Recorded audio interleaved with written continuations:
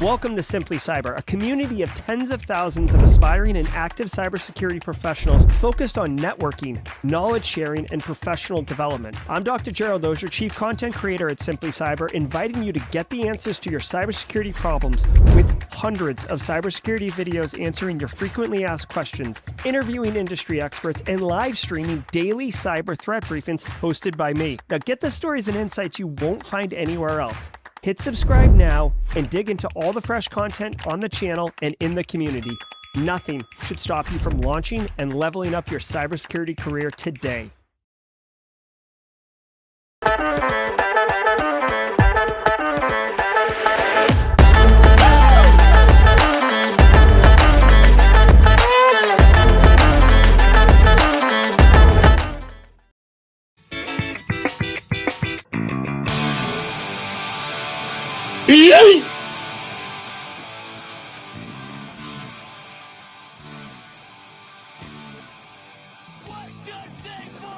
All right, everybody, welcome to the show. Welcome. We got a fun one today. Little mix-up, little surprise. Coming to you live from the Buffer Auger Flow studio. Could not wait for the weekend. So we moved in yesterday. Still got some boxes laying around, but we got some good stuff going on here, guys. I'm telling you, this place is lit. Let me get my mods to confirm that my audio is working. Music's good. Mic is good. I couldn't, normally I can hear the little video intros. No idea with that. So we'll get it sorted out. Good morning, everybody. Today is Tuesday, October 17th, 2023. Welcome to episode number 474 of Simply Cyber's Daily Cyber Threat Briefing podcast. I am your host, Dr. Gerald Auger, and over the next 45 minutes, me, you, Toasty Pops, BSEC, Cobra Crown, Marcus Kyler, Esteban Ravencrest, so many of you coming in from LinkedIn and YouTube. We're all going to be shredding the top cybersecurity news stories of the day, and I'll be giving my expert opinion and analysis on each of those stories, on what it means to you as a practitioner, or if you're looking to break into the industry, how you can stay current. Guys, I'm telling you right now, you will get asked in any job interview, how do you stay current in the industry? Because it's just, it's so important to be a good cybersecurity practitioner to stay current. This podcast is absolutely going to answer that question for you. What's up, Raniel Isaac? Good to see you. Guys, just as a reminder, I do not prep or research or do anything before this show starts every single day. So when I hit go live, I'm riding low on my hip on a train bound for glory. Believe that. Before we get into the stream and start shredding the top cybersecurity news stories of the day, allow me to say shout out and thanks to the stream sponsors who enable me to bring this show to you in every form and fashion, including from the new studio. Super pumped. What's up, Barricade Cyber Solutions? Eric Taylor and the gang over there provide comprehensive ransomware prevention and recovery.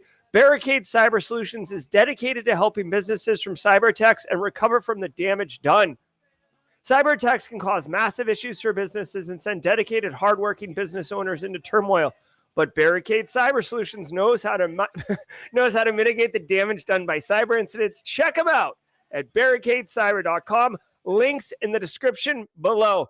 I do know that I do need curtains. We have curtains. I just so the record shows, there's two main windows. One of them has a curtain. The other one we had to have custom built, and I'm not lying. It was 1/8 of an inch too large, so we had to reorder. So right now I'm rocking a like so janky. I've got a shirt hanging in the window frame. You can see if oh, Jesus, the Eye of Sauron just looked at me. What's up, Eric Taylor? Dropping 50 bomb, dropping 100 bomb. All right, it's going to be one of those days, y'all. We just become best friends. Yep. Thank you so very much, Eric Taylor and Barricade Cyber Solutions, for gifting 100 subs today. Mark Lauterbach, Vayaja Rao, Mariana Albright. So many of you are the recipients, James Randolph, of these gifted memberships. Thank you so much. Be sure to check out the emote tray. Get that Oprah action going on. What's up, Oprah? There we go. All right. Also want to say shout out and thanks to Panoptcy Security, guys. Panoptcy Security is basically kicking it and helping any business that wants to level up their information security game and basically take it from reactive to proactive. If your information security program is ad hoc at best and you're looking to mature it, if you want to be able to talk to your business leaders and instill confidence in them that you are, delivering cyber risk reduction to your business, call Panoptcy Security, talk to them. Think of them as like a fractional CISO where they can come in and set you up for success. Yes, Kimberly, welcome to the shed. All right. Thanks, Panoptcy Security. Links in the description below, panoptcy.com. Also want to say what's up to Antisyphon training. More about them at the Midroll. It is Tuesday, which means it is going to be Tidbits Tuesday, so I'll share a little bit about me. I do have a light right here. See, if I turn it off, I can get dark a little bit. I don't know. You guys tell me. I'm trying to do the best I can with the light I have, okay? Here, ooh, I can even do like warm colors. Cold colors, cool. All right, we'll just go that way. All right, guys. Wow, good to see you, Lane Hubble. Good to see you. All right, guys. Remember, each episode of the Daily Cyber Threat Briefing is worth half a CPE. So be sure to say what's up in chat. Hashtag Team Live if you are live with us right now, checking out the Buffer Auger studio for the first time. This is what I would call a soft launch. We're launching hard on the soft launch, guys. I wanted to get in here. I'm out tomorrow traveling to Wild West Hackin' Fest, where myself and James McQuiggan will be speaking on Thursday morning. Also, stay tuned to the end because I have a special Simply Cyber community meetup announcement for everybody that's going to be in Deadwood. It's going to be awesome. If you are on Team Replay, hashtag Team Replay, let me know if you're going to be in Deadwood. I'd love to meet some of the Team Replay people who I can't really engage with during the live chats. And finally, if today is your first episode, if you're like, holy crap, what is this guy up to? What are we doing? Welcome, friends, to 474 of Simply Cyber's Daily Cyber Threat Briefing. Let us know it's your first time on the show by using hashtag first timer in chat. Definitely love meeting our first timers and definitely have a sound effect just for you. All right, guys, let's sit back. I got to teach at the Citadel today, so there is no jaw jacking. So let's get into it and we'll have a good one. All right. Sit back and relax and let the cool sounds of the hot news wash over you. Excuse me, in an awesome wave. I will see you all at the Midroll. From the CISO series, it's cybersecurity headlines. These are the cybersecurity headlines for Tuesday, October 17th, 2023. I'm Rich Straffolino. Israeli government warns to secure home security cameras. The government issued a warning advising citizens to secure the devices to prevent access by third parties. The advisory recommends changing the default admin password, enabling any available two-factor authentication, and turning on automatic updates. If a user cannot access camera settings, the advisory recommends covering the camera or disconnecting it entirely. This comes after Cyber News reported last week it found hundreds of exposed internet-connected cameras across Israel and Palestine. Yeah. I mean, okay, so a couple things here. One, I hope you like that whooshing sound because we're like we're going to be getting it for a minute as Barricade Cyber Solutions has donated 100 memberships this morning. Again, thank you so very much, Barricade Cyber. Israelis told to secure their home security cameras against hackers. Okay, guys, here's the deal.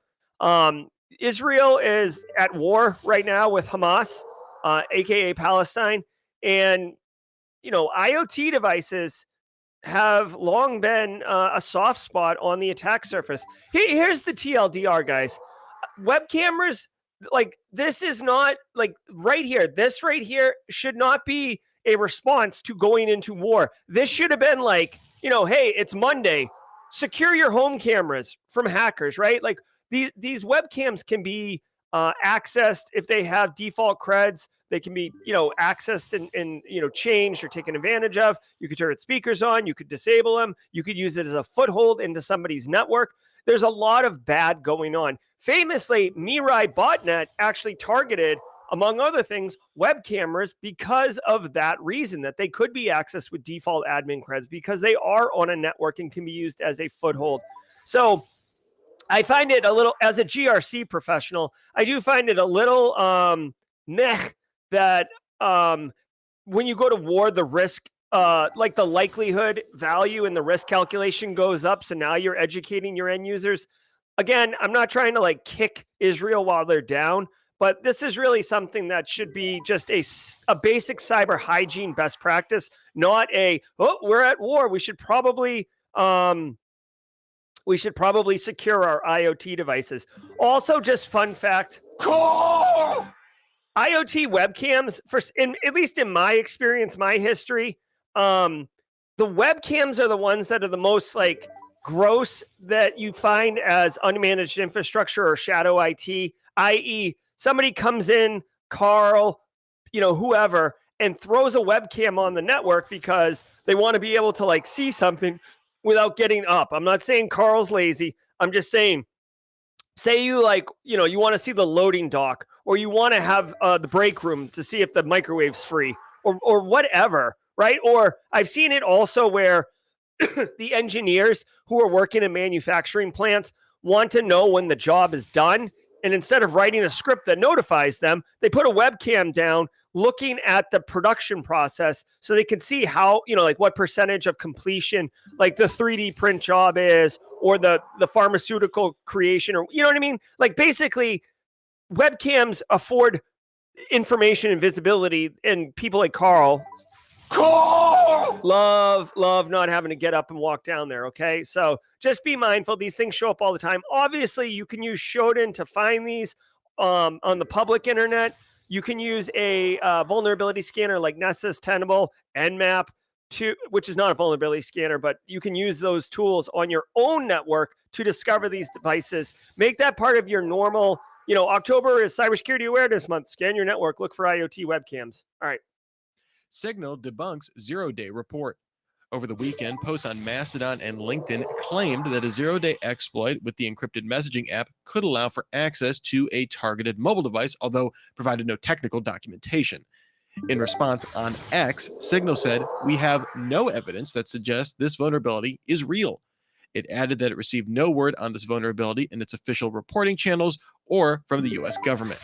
It asked researchers to send any legitimate information on the vulnerability to its reporting emails. Zero-day flaws in messaging apps remain highly valued commodities.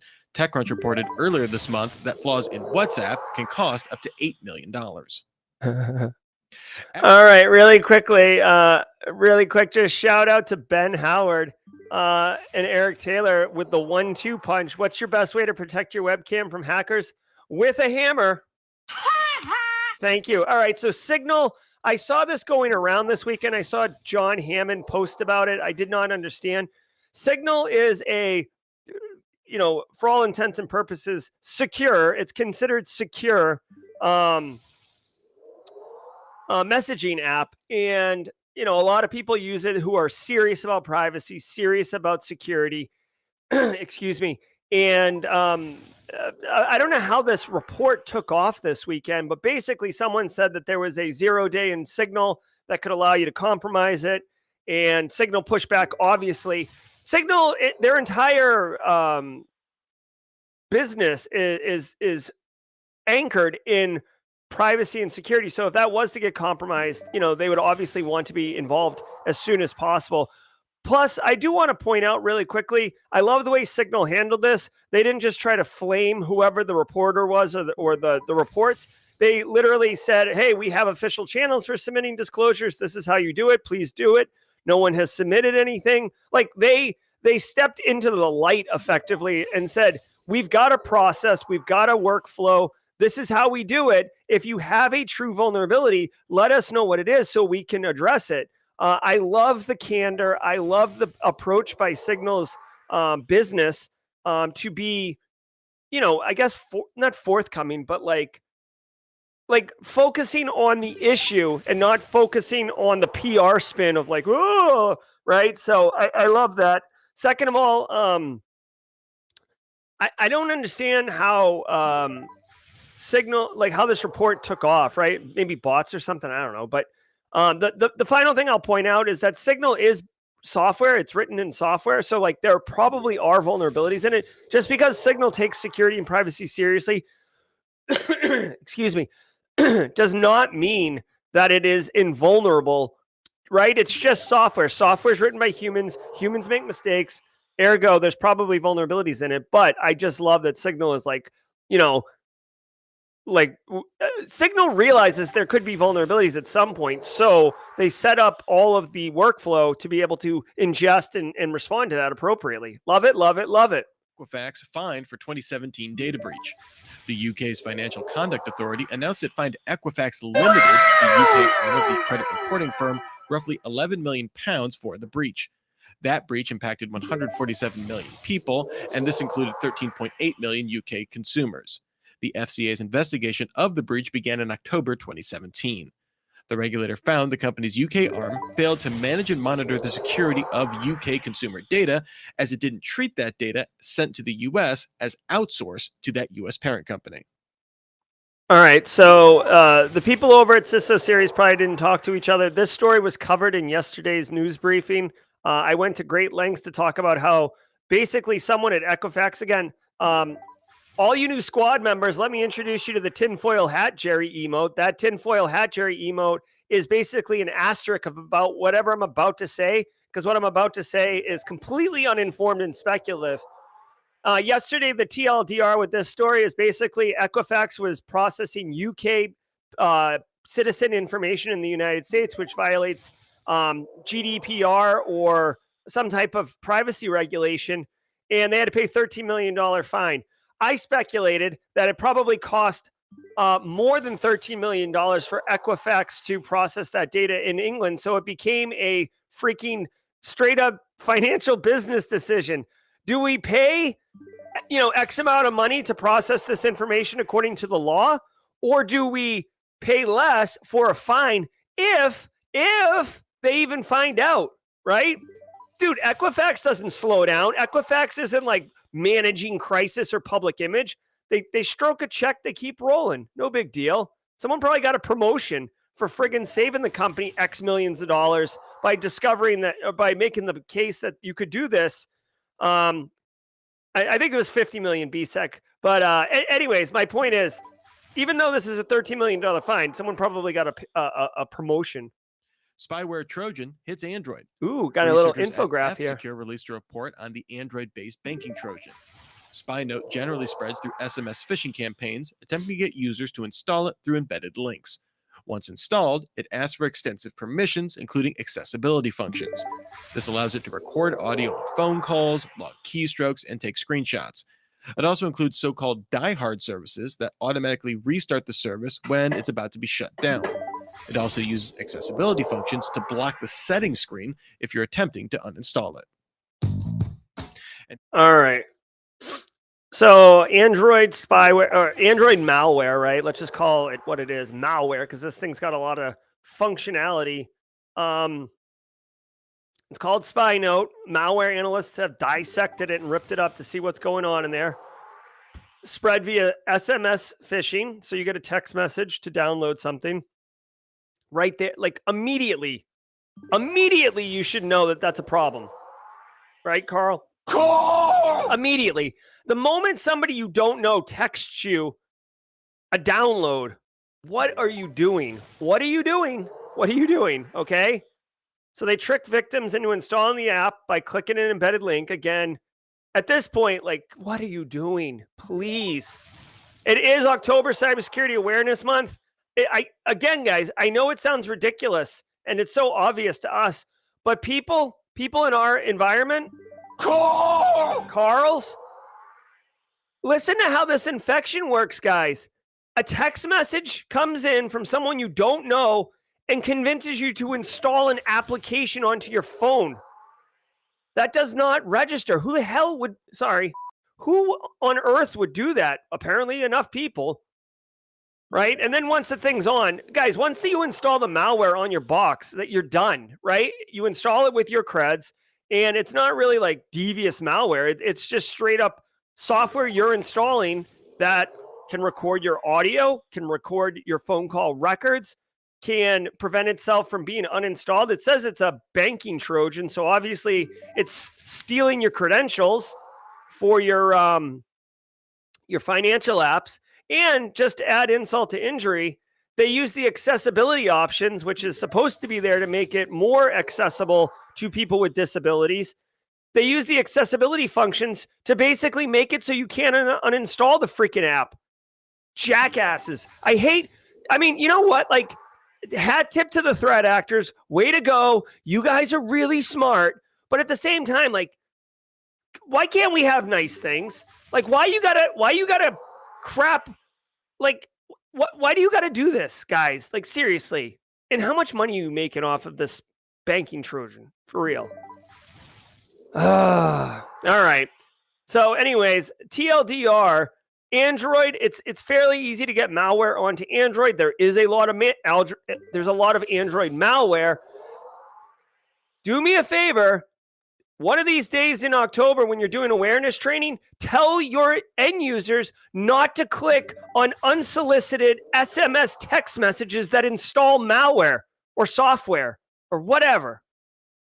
Stop clicking on stuff. Jesus. Now a word from our sponsor, Vanta. Growing a business? That likely means more tools, third-party vendors, and data sharing, aka way more risk. Vanta's market-leading trust management platform brings GRC and security efforts together. Integrate information from multiple systems and reduce risks to your business and your brand, all without the need for additional staffing. And by automating up to 90% of the work for SOC 2, ISO 27001, and more, you'll be able to focus on strategy and security, not maintaining compliance. Join 5,000 fast-growing companies that leverage Vanta to manage risk and prove security in real time. Our listeners get $1,000 off Vanta. Go to vanta.com/CISO to claim that discount. All right, That's hold on. VANTA.com/CISO. All right, hold on. I normally do the show standing up, but I'll lower the desk and I'll sit on my little stool thing here. And now I'm less, blinded by the light, right? Blinded by the light. All right. So check it out, guys. It's the Midroll. What's up, everybody? Thanks so much for being here. I genuinely appreciate it. Hey, Zach Choate, there is a Hackerman emote if you want to use that, like Mr. Robot. Guys, thank you all so very much for being here, for helping celebrate the new studio. Super pumped. Thanks to the stream sponsors that, basically the studio wasn't free, right? This building, this last 9 months, all the construction was not free. So thank you to the stream sponsors. Thank you to all the squad members.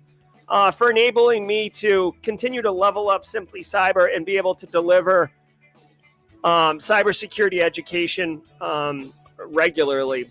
Barricade Cyber, Panoptcy, thank you all so very much. Antisyphon Training, let me holler at them for a minute. Guys, Antisyphon Training, links in the description below, is disrupting the traditional cybersecurity training industry by providing high-quality, cutting-edge education to everyone, including you, regardless of any financial considerations.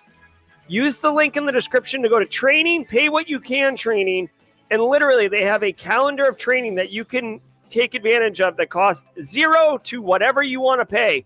But I want to highlight the $0 cost, okay? You want to study CISSP, you want to API testing, whatever you want. Wireshark, packet decoding, evil application sec, you want to do AppSec and client-side flaw exploitation, get in here. Don't let money be an excuse, okay? Don't let money be an excuse. You make the commitment to yourself, allocate the time, and lean into it. Antisyphon Training, thanks so much for all you do. Guys, I want to thank all of you. And do me a favor, do what Jana R is talking about. And Will Reed, if Will Reed's here, he's always saying it, smash that like button. Guys, the like button goes a freaking very long way into helping other people discover the stream. Okay, so hit the like button. You are a cybersecurity person, right? Whether you're a professional or aspiring professional.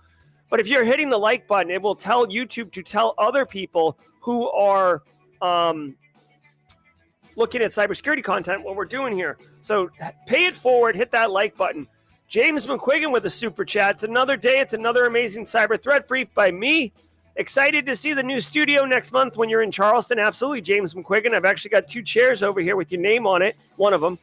Jerry and I are battling it out on the 8x8 board. That's right, we are playing chess. I'm feeling pretty good about my situation, but James is pushing down hard with his pawn structure. Thank you so much for the super chat, James. Guys, the Simply Cyber Community Challenge is all about good times. If you would like to build a professional network that kicks butt and supercharge your LinkedIn feed, do me a favor, go on LinkedIn and search for the hashtag Simply Cyber Community Challenge. What is it? Every single day we pass a baton. David Robbins currently has the baton, and if David isn't here, I'm going to tag somebody myself. So let me know. Hey, CA with the first time live. Thanks for being here live. Guys, someone with the baton is going to get tagged. Go on LinkedIn. One person a day shares their cyber story. Everybody else connects with them, comments on their post, and connects with the people in the comments. In 2 weeks' time, you will have a supercharged LinkedIn feed. Let me say it again. Go on LinkedIn, search for this hashtag, connect with the people posting, comment on their posts, connect with the people in comments. For 5 minutes a day, you could supercharge your LinkedIn feed. Again, it's not about money. It's about time and commitment. Do you want to do it? Yes or no? If you do, it's right there for you for the taking. Nothing is preventing you from taking advantage of this. Stephanie Strauss could not find David Robbins' post. That's unfortunate. I did not see it myself, but I didn't look this morning for it. So I'm going to tag somebody if I don't hear anything. Guys, the Tidbits Tuesday, I share a little bit about me every single Tuesday. This one is a pretty obvious one. Got the new studio. Super, super excited. I was so amped up yesterday. I have been under a lot of pressure the last maybe 2 months. And it's not just because I went full time on my business. Hey, CJ, what's up? I got to share with you. I am bringing my French press that was gifted to me. That's my official travel French press. So it's going to Deadwood with me effective tomorrow. Guys, just been under a lot of pressure. And it's not even about going full time. It's just I have a lot of work. I like to deliver excellence when I do work. I don't like to half-ass my work. And I just got a lot going on. So getting in the studio was a major milestone, a major win. It's been looming over me. And it's just, I'm so happy and pleased with it. It's got me in a great headspace. Thank you so very much to Mrs. Auger, who did an amazing job. You guys can kind of see the built-ins in the back there. I'll do a more proper video tour sometime soon when I get, it finished and everything like that. But we're in the studio and it is super, super sweet, man. All right, let's keep rolling. Addressing loopholes in Chinese chip export bans. It's no secret that the U.S. Commerce Department wants to limit availability of high-end chips and chip-making equipment to China. Last October, the U.S. released new export bans focused on AI chips, things like NVIDIA's H100 chip. In response, NVIDIA made the H800, a less powerful chip designed to not meet the threshold for the ban. Reuters' sources say the U.S. will release updated rules to add further restrictions as early as this week. This could block some chips like the H800 that fall under current technical parameters and add additional shipment reporting requirements on other chips. These export bans would reportedly not impact consumer-grade chips. All right. So, here's the deal. Here's the deal. By the way, CJ, if CJ is still here, CJ, have you ever done the Simply Cyber Community Challenge baton? Have you held the baton before? Let me know in chat. Okay, guys. So, and thanks everybody for the well wishes on the studio. So check it out. This is straight cash, homie. Okay. Straight cash, homie. We've got 2 emotes in the emote tray, and for all the new emote people, let me introduce you to them. We got straight cash, homie, from Randy, and cash rules everything around me. Cream from the Wu-Tang Clan, and this story is straight cash, homie. U.S. tackles loophole in curbing AI chip exports to China. So even though the United States has been trying to suppress semiconductor technology exports to China for reasons, right? Like basically to fight BRICS, essentially. I'm not going to get into geopolitical stuff, but if you haven't been paying attention, The U.S. is trying to like decouple from China and also not give them any extra help or anything like that. Well, guess what? When you are a business, when you are a publicly traded company, when you're making straight cash, homie, and your bonus for your Christmas bonus depends on how many sales you have, how many units you push, how much revenue you made the company. Well, guess what? China's buying power is ridiculous. China's buying power is stupid ridiculous, which is why the movie industry bends over backwards to accommodate them. Thank you, CJ. Thanks, Jenny. So these people who are just trying to make straight cash, homie, don't want to violate the law, but ooh, what is this? A loophole? Something we can circumvent to continue to sell semiconductor technology to China without violating the law? Please, let's go, bro. So this right here, it's like it's so funny because it's like, we don't want to sell to China, but wait a minute, Straight cash, homie. we can make a lot of money. Let's sell to China, right? So the United States is obviously working quickly to close this loophole, but at the end of the day, guys, so I'm a big fan of capitalism. Okay, like capitalism has its shortcomings and has its faults, but capitalism is good, has its good parts too. This right here is kind of one of the downsides of capitalism. If you incentivize people to make as much money as they can, right, which is kind of like what capitalism is, then when there are loopholes, they're absolutely going to get after it, even if it's not for the greater good of the commons, right? Because it's not about and that's the difference between like capitalism and like communism or socialism, right? It's like you've incentivized people to not improve themselves, but like prioritize themselves. Like, oh, I got to get that cash. I got to get paid, bro. Right. And then everything else is kind of second tier, right? Unless you're super righteous or something. So anyways, this is like one of those rare examples where capitalism kind of shoots itself in the foot. Let's keep rolling. X going to give slower load times to you. Oh! An analysis by the publication The Markup found that the social network X slows down load times on links to several platforms, including Patreon, WhatsApp, and Meta's Messenger app. The platform delayed loading sites by an average of 2.5 seconds. The Markup previously reports X throttled links on competing social networks. The publication launched a tool to allow readers to test load times of links run through X's link shortener and created a bot to compare those findings with native links. Older shortened links don't show a slowdown, so it's not clear when the throttling started. All right, here is another bit of capitalism. Yay, cash money. Straight cash, homie. Okay, guys, so check it out. Here's the deal. Twitter, Elon, they're trying like heck to make as much money as they can out of the platform, right? And by the way, if I didn't get a copyright strike, I literally have DMX loaded up right now. And I was going to be like X gonna give it to you, right? That was more of a chihuahua bark than it was like a big scary mastiff, but whatever. Anyways, Twitter throttling Patreon links. This is not new, guys. Here's the deal. Think about it for a second. Any platform, I don't care if it's Twitter, LinkedIn, YouTube, whatever, they can see where the links are and where they're going. They want to keep you on the platform. They want you to spend money on the platform. If you didn't know this, LinkedIn does not like it when you put links on your posts off the platform.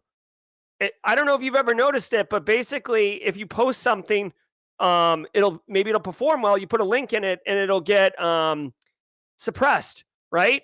Not that it won't get any type of gravity traction, but it'll get suppressed. I make LinkedIn posts all the time, believe me.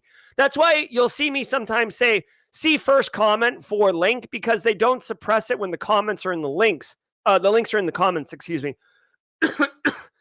This is just empirical evidence done in kind of an academic research way to validate whether or not Twitter is, in fact, throttling Patreon links. Now, I don't use Patreon right now. I may at some point, but Patreon's one of these platforms. Right now, we have the Simply Cyber community squad membership. So many of you, like Eric Taylor and Barricade Cyber Solutions, actually gave out 100 memberships today. Steve Mount, Micah Romine are squad members.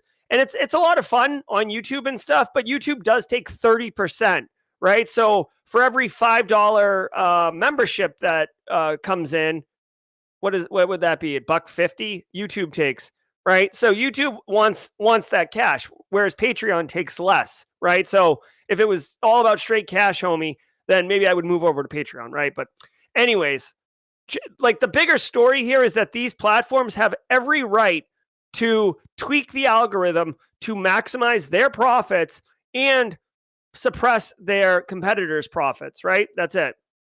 Colonial Pipeline denies ransomware claims. On a Telegram channel, the ransomware group Ransomed VC claimed it compromised the systems of Colonial Pipeline, sharing a zip file of supposedly stolen documents. A company spokesperson denied the attack, saying its systems remain secure with no disruption in service. Colonial Pipeline said it believes the shared files came from an unrelated third-party data breach. The company said it's worked with CISA to review the attack claims. Ransom VC has performed credible attacks against a number of organizations this year, but it also posts unsubstantiated attacks on its leak site. Wait a minute. Isn't Ransom VC the same group that was claiming that they're the ones who hacked oh frig, what was it? There was some big hack recently, and I think it was this guy, Ransom VC, or this group that said, "Oh, we did it," and they like leaked some stuff, and then some other criminal came out. Some other criminal came out and said, "Nah, bro, like I actually am the one who hacked that, and you're full of it, pal." Right? Do you guys remember that? It just happened a minute ago. Ransom VC gang. Hold on one second. This guy's like a poser. Hold on. What? Yeah, this is a story from September 25th. Ransom VC gang claims to have hacked Sony. Yeah, exactly. And then some other guy came out. I wish I could remember his name. Somebody came out and was like, "Nah, bro, like you're a poser. Like I hacked Sony." So, dude, this Ransom VC, I don't know what they're up to. I don't know what they're up to. They seem young. Right? But by the way, you jackass, why would you go for Colonial Pipeline? Do you not remember? I'm sorry, I'm swearing today. It must be the studio. It's got me feeling all puffed up or something. Right? Sorry, youngins in chat. If you don't remember, Colonial Pipeline got hit, right? Colonial Pipeline got hit back in like 2021, I think it was. Okay. The point is, the United States government responded swiftly. And when I say swiftly, it was DarkSide was the threat actor group, right? It's the only time I've ever seen in history the US federal government got like the ransom money back from the criminals. The criminals disbanded immediately. Now they've reconstituted as Black Cat, Alfie, but they like imploded, right? It was such a swift response from the US federal government that I would consider Colonial Pipeline like radioactive, like being involved with that hack, radioactive. You do not want to be on the radar of the Colonial Pipeline. And this Ransom VC goober gang is like, "Oh, we were involved. Like we're dropping data leaks up in here." Now Colonial Pipeline says it's unrelated anyway, so they're not really involved, but just it's to me, it's like crazy. Like, I mean, it's what would be like an example of this? Like what would be something so stupid that you wouldn't want to be involved with? Like saying you were like in Texas on the grassy knoll in 1969. You're like, "We were there." It's like, do you really want to bring that like focus down on you, man? Or like, I don't know. I don't even have a good example. Like Stuxnet, right? You're like, "Oh, like I wrote the code for Stuxnet," or you know what I mean? It's like, dude, what are you doing? Anyways, Ransom VC. I actually kind of find it funny. Like I'm like at this point now I'm intrigued. Like I can't wait to see what Ransom VC says they did next. Honestly. Microsoft fixes security update issues. We reported yesterday about an issue impacting some Windows 10 users to see Patch Tuesday updates fail. Microsoft acknowledged the problem and issued a known issue rollback to resolve it. This allows the OS to reverse non-security updates, creating stability issues. Users can also manually speed up recovery by using the Deployment Image Servicing and Management command line tool. Company admins still need Microsoft to release a group policy for Windows to resolve the issue on enterprise-managed devices. Remember, today... All right, so a couple things. Yeah, thanks, CJ, saying you were part of a riot. Hey, here's a quick little bonus Tidbits Tuesday. Woodstock 99, the riots. I may have been there. I was younger, making silly decisions. Okay, so Microsoft fixes Windows 10. We covered this in yesterday's news. They rolled out a patch that was basically not bricking people's machines, but saying that the update did not load correctly and errored out. We said you might be getting help desk tickets. IT should definitely know about this. And then I said, like, this, by the way, this isn't like some amazing soothsayer type premonition, but I said, Microsoft's working on this. They'll have a fix for it soon. Ugh. And then next day, right? Fix is out. If you had taken a week off, you wouldn't even have known that this problem happened because your computer will just patch and you'll be good to go. So off you go. Again, shout out to Microsoft, right? I used to think Microsoft would kind of sucked. It was like, oh, it's the only option we got. But they've come around on me, or I've come around on them. Microsoft doesn't come around on me. I've come around on Microsoft. Like, they've really taken security seriously. They do, like public-private sector kind of collaboration and projects for the greater good. Dude, back in the day, like, again, so I've got gray in my hair, right? Back in the day, Microsoft used to like they would ship on Tuesday and patch on Wednesday. Like they knew they were sending crap out the door, but it was all about getting to market and getting money. Straight cash, homie. Straight cash, homie. They knew that the software was buggy, but guess what? Just get it out there, get it rolled out, get it integrated. We'll fix it later, because once people start using it, they'll be like vendor locked in to Microsoft Windows, and then we'll fix it later. And they did that for years. It was like a joke how often you'd have to fix your Microsoft. And now they're a bit more proactive. I definitely like it. All right. October 17th is the day. All right. So check it out. I tried to run through today's show a little bit faster just because I got to go teach, and I'm doing a special lecture today. I am covering the Bangladeshi bank heist by Lazarus Group 2016, where they tried to steal $1 billion. $1 billion. So there's 2 weeks a year, or 2 weeks in the semester, every semester, where I have like a free week to do like fun stuff. And last Thursday, I had the Department of Homeland Security Chief Information Security Officer. Yeah. Come in. Jen Easterly's boss, by the way. He said Jen is a rock star. Jen Easterly's boss. He came in and did a guest lecture, and today I'm doing a Bangladeshi bank heist lecture. All right, here we go. We got to tag somebody for the Simply Cyber Community Challenge. Who wants it? Let me know in chat. Who wants it? First to, and please, if you ask for it, commit to making the post, right? I think Dave Robbins yesterday jumped on it and then didn't have a chance to do it. So let's see. Oh yeah, there's Jen Easterly. Cyber Kill Jane, have you done it?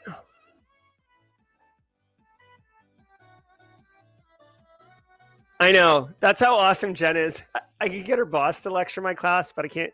I almost thought about asking him if he could introduce me to Jen, but I really didn't want to exploit that relationship. I don't know, CJ. At some point, I actually may have an interview with Jen. There's like some big things. Oh, David Robbins is here. Yes, David. David, tag somebody in chat. Tag someone. And I'm going to find your LinkedIn post, boy. Let's go. Let's see. David Robbins. Oh, I'm not even connected. Well, is this the same David Robbins? Let's see. Is this you, David? Hold on. Let's check David's posts out. This could be a different David Robbins. Oh yeah, this is an old post. David, you got a link to it?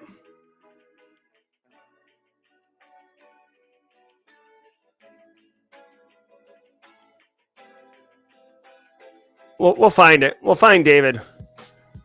Oh, I put Dave Robbins. What are we doing here? Let's do David Robbins. Boom. Oh, here it is. Thank you. All right. So first of all, David R and I are not connected. So the first thing I want to do is connect with David. Boom. Right? See, this is it. This is how you do it. Jerry from Simply Cyber. Boom. I'm building my network, and it feels good. All right, so let's look at David's post here. New to the cyber community. Exciting for him to build his network. I love it.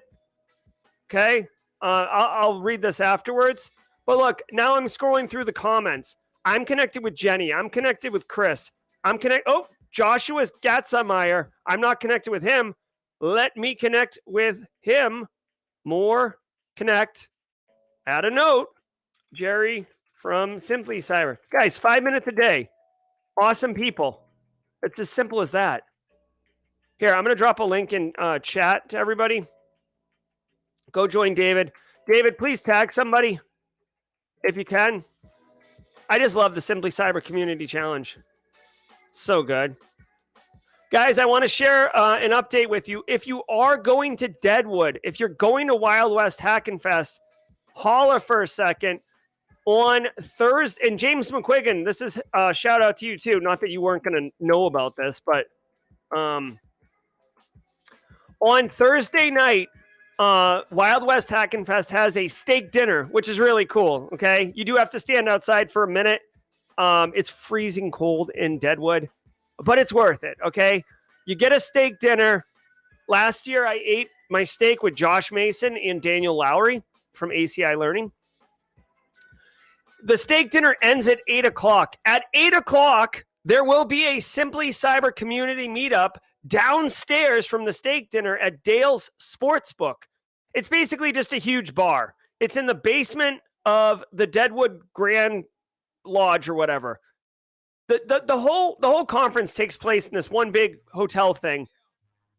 Oh, hold on. X gonna give it to you. Slow down. Slow down, X. All right. So, yeah, hey, Miss Julian, I know you're going to be there. If you want, Dale's Sportsbook, 8 o'clock. Here's the reality. We're all going to see each other before that. Like, this conference is tiny, okay? So we're going to see each other. You're not going to not be able to find the meetup. I'm just letting everybody know. Kimberly and I talked about it yesterday, and we thought it'd be cool to straight up have a meetup from like 8 to 10, right? Yeah, and then a chess tournament, and then I get up at like 5 a.m. and do the Simply Cyber Daily Cyber Threat Briefing. Oh my God. Bring an oil drum fire. It's going to be cold. Oh my God. Let's check the weather in Deadwood right now. What? The weather in Deadwood, it is 64 is the high. Not bad. Can we get a 10-day forecast? Oh my God. Tuesday night, 42 degrees. Get out of here. Okay, so Thursday night, not bad, guys. 53 degrees at night. I mean, that's not awful. It's not awful.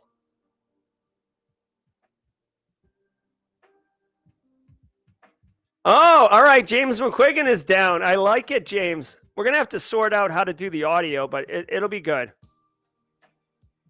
Oh, my God, Steph. No, thank you. Keep the snow. Keep the snow. Ugh. All right, guys. That is the Simply Cyber Daily Cyber Threat Briefing. I got just a couple minutes before I got to boogie out of here and head on to the Citadel to do some teaching. But I know James McQuiggan. That is a Canadian summer day. Guys, I'm super pumped. We got the split V in here. I don't know if you guys can't even really see. Maybe I could. Can I do this view? Here, let me get rid of this. Maybe you can get like a little, hold on. I know it's hard to see, but I got these chairs here for like, this is going to be for the 2-person podcast. So the camera will be like right there. These built-ins, guys, super sick. Look at this. Built-ins. Look at this, huh? So sick. Oh, it's so good. It's so good. So good. And we'll get some curtains in here. I haven't done anything with lighting or sound treatment. Mods, base case, BSEC. How's the audio? Is it echoey? I don't have it. I have a rug in here, but I don't have any sound dampening. All right. In the Wind accepts the baton. All right. In the Wind. Thank you so much. Love it. Love it. Love it. Oh, Lyle Murden accepted a position managing IT and security at a medical device manufacturer. I had mentioned I follow the daily threat briefing, and they liked that. Nice job, Lyle. Holla, holla, holla. Congratulations to Lyle for straight crushing it, homie. Well done. Well done, y'all. All right, guys. Good. I'm glad the audio sounds good. Audio's good. Yeah, okay. That makes sense. I mean, this microphone is designed for the way I'm using it right now, not not for hollering across the room. Oh my God, guys. So excited to share the studio with you. Once I get a little bit more set up, we'll do things. I'll make a video. I'll do a little tour for those who are interested. Oh my God, Tim McDonald. No, thank you. What? CJ passed the Sec Plus yesterday? Thanks to Jesse, Slay Security, and the gang over there. Yeah, CJ, way to crush it, homie. I like CJ a lot. CJ and I got to hang out in Vegas. CJ is good people. All right, guys, I got to get out of here. All the best to you. I will not be on stream tomorrow as I will be in flight. Yes, Sam West, this is the Buffer Auger Flow. I will be in flight tomorrow during the stream, so shout out and thank you in advance to Eric Taylor and Barricade Cyber Solutions. They will be guest hosting tomorrow. I'll be sliding over from the out of the A-hole chair, and Eric will be sliding in from the B-hole chair over to the A-hole chair. So look for that. Thursday and Friday, we will be doing the threat briefing live from Deadwood. James McQuiggan will be with me there. It'll be a good time. Thank you all so very much. Guys, be well, and until next time, stay secure.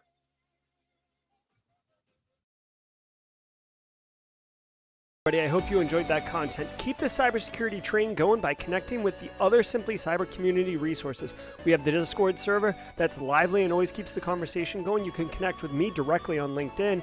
And also every single weekday morning on the Simply Cyber channel, we're doing live daily cyber threat briefings, 8 a.m. Eastern time, as well as Thursday at 4:30 p.m. We're doing live stream interviews with industry experts, and we produce videos that we push out every Wednesday morning. I'm Jerry from Simply Cyber. I hope you enjoyed the content.